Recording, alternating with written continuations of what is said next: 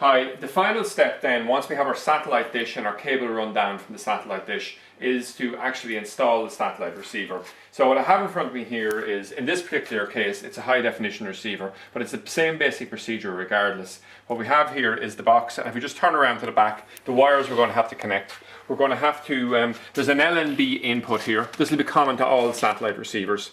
A SCART output, this is in virtually all receivers. And because this is a high definition receiver, we also have a HDMI output here, which I'm actually going to use in this particular case. But basically, if it's a standard definition, simply use a SCART lead here. So what I'll do is, I'll simply come along and I'll take a satellite feed, which we have here. And we'll either screw it on, or in this case I actually have a special type of push-on F connector, simply because it's so handy. And then I'm just going to use this HDMI input here. And what I'm going to do is I'm simply going to connect this into the back of the box. So now we have the output, once we turn the box on, ready to go directly up into the television. And I'll just I'll plug this in.